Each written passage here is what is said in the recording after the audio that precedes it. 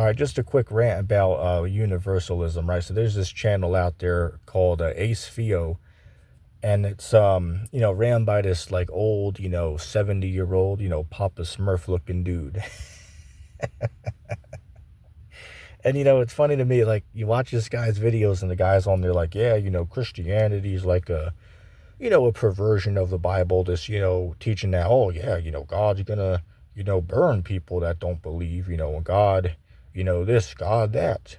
But yeah, the funny thing is this guy's on this channel talking about, oh yeah, the God of the Bible is like all about love, right? He's going to save everybody. Like literally all 8 billion people on earth are going to make it to heaven. I feel myself like, what the hell? So you're telling me that this dude, it's funny, like, and I had a discussion with this cat, I want to say maybe 7 months ago. This guy said something like, well, man, I got, I have socks in the drawer over there that's older than you. I'm thinking to myself, sure, that might be so. Could that be just because you're, a hoarder and a hobo and, can never afford a new pair of socks or something? That could be true. But on the other hand, like, what does that have to do with anything? Like, isn't it embarrassing for you, Ace? Like, if you're listening to this, isn't it embarrassing how a guy in his early 20s can sit here and completely chop your doctrine up without even opening the Bible, just going off at the top of my head? Like, isn't that a little bit pathetic? Think about that, right? Sit there and rationally think about that, man. And I don't say that, to make you feel bad, but, you should just reconsider what you believe, man. Because you're leading people on a bad path, teaching them, oh, everything's all good, right? The God of the Bible, paid for everything, right? Everybody is guaranteed heaven. Like, seriously, this is how stupid it is. Like, they'll even tell you in universalism, even if you're an atheist and reject Christ, at the end, you're still going to be saved because it's everybody, right? Everybody. Or they'll go to like verses where it says, when God will be all in all, right? Or all will receive compassion. It's like, okay, dummy, but you do realize that, the word all has context to it, right? Like, say, for instance, like in Revelation 13:16, right, in the time of the MOTB, which I got to watch coded language here because YouTube doesn't like certain words used. But if you read that, it says that all of the world would take it, right? That all would take it, right? All would take that mark. Now, we clearly know that not everybody on earth is going to take that because the Bible says that God's elect are not going to take it, and they're going to be on earth during that time. So when it says that all the world, right, all are going to be forced to take it, it means a large amount of people, but it doesn't literally mean everybody on earth. Or another example of the usage of all, like how it says in, Luke chapter 2, verse 20, what is that? Luke chapter 2, verse, I believe it's at the top actually, right? It says that there went a decree from Caesar Augustus that all of the world, they should be taxed.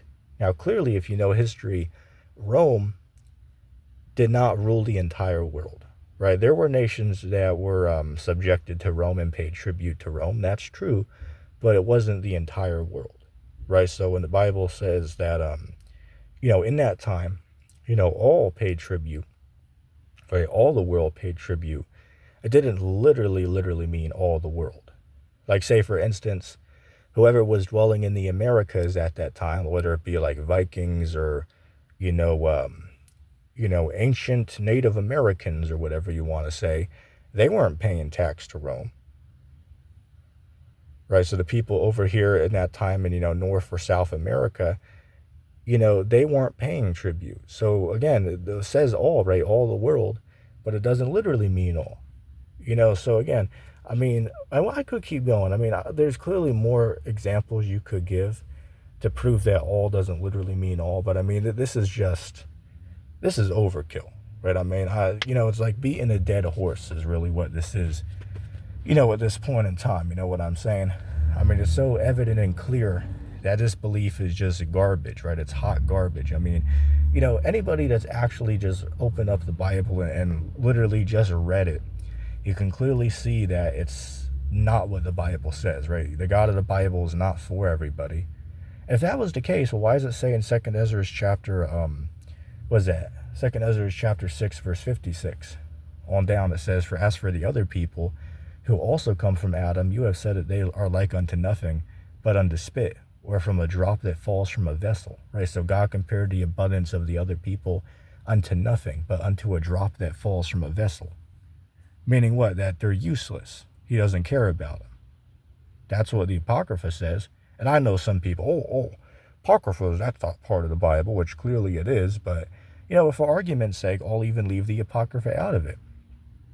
What about in the Old Testament, where God tells Israel that he puts them above all other people on the face of the earth? Deuteronomy, was that 7:14, Deuteronomy 14:2, Deuteronomy 28:1, right? Read those, right? God told Israel that he put them above all other nations on the face of the earth. So that's God showing favoritism. And that cuts you guys, because I thought that you guys said that God's for all and in all, right? He's for all and is in all. But God said that he favors Israel above all other nations. So how could you guys say that, it's everybody? That logically doesn't make any sense. And it's funny because, I called into this guy's stream to discuss this with them. I want to say maybe 6 months ago, I called in for a discussion about the topic. And these guys won't even, give you a chance to explain what you're saying. It is really bizarre and remarkable to me. And, it's really like a cult. Like, say, for instance, they got some of these other dudes in there. I believe this one cat's name is Tommy, right? And he has, a picture of, bacon as his profile picture, which is, that's comical, right? Of course, you got a picture of bacon, which is, of course, an unlawful meat in the Bible. So, of course, it's fitting that he would use that as his profile picture, right? Because, they believe that the law doesn't really matter anymore. So I just thought that was weird and, laughable when I seen that. But the reason I'm bringing Tommy up, and again, this guy's right-hand man, right? Like the second or third in command over on the Theo channel, it would seem, right?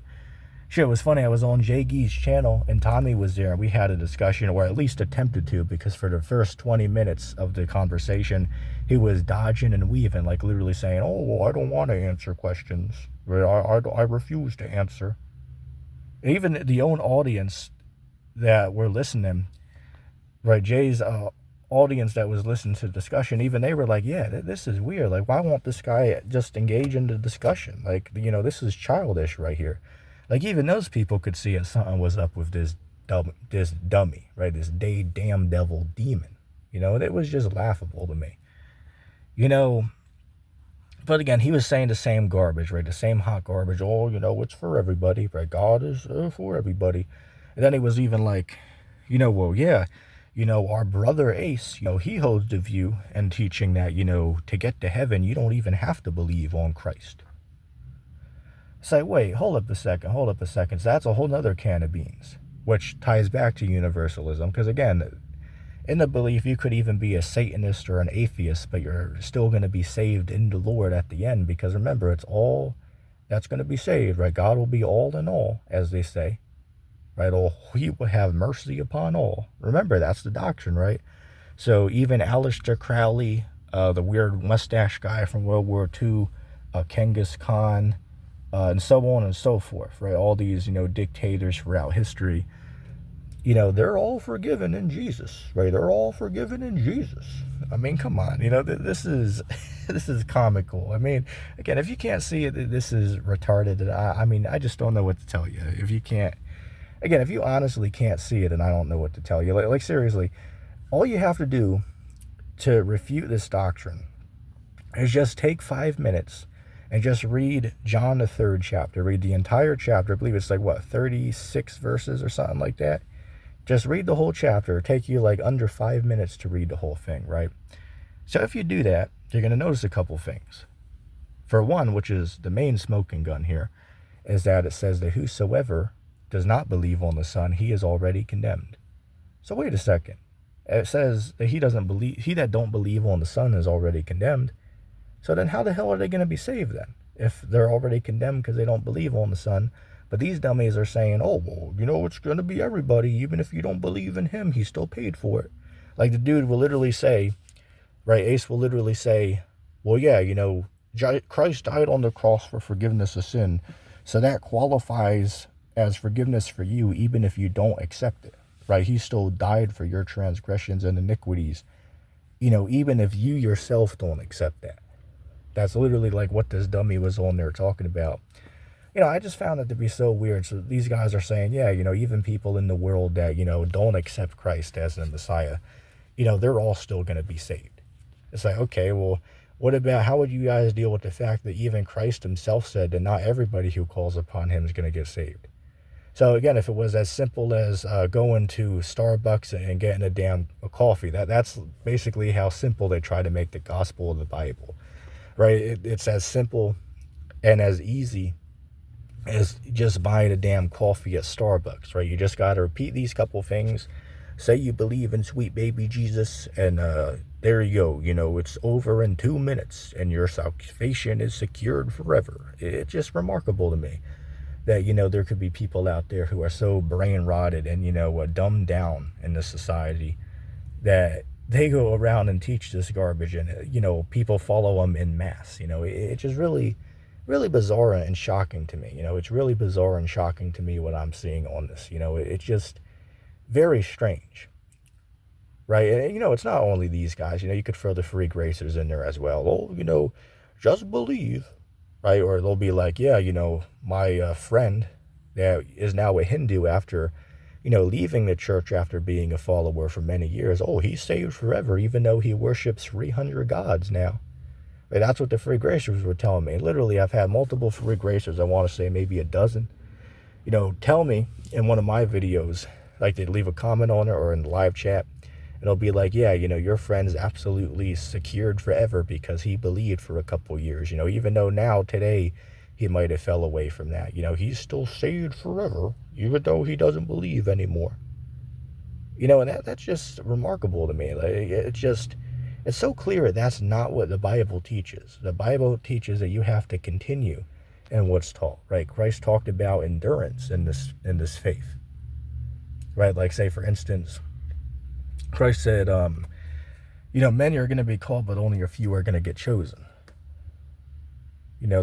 Christ compared the truth to being a narrow path to walk on. Like Matthew 7:13, right? The way that leads to life is narrow and only a few are going to find it. But the path that leads to destruction is broad, and there are many who are on that path. And wait a second, why would he even say that if everybody's going to get saved at the end?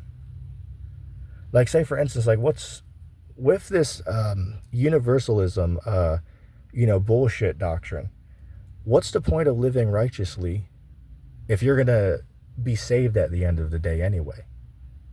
That's a good question for these guys. If you're going to get saved forever at the end, well, what's the point of living righteously then? If you're going to take part of the same reward as God's elect then.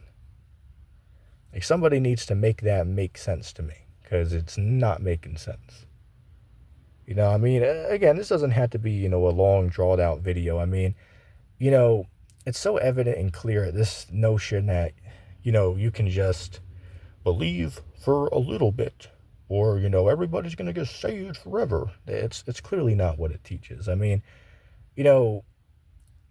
Even atheists that don't even believe in the book can acknowledge it doesn't teach that.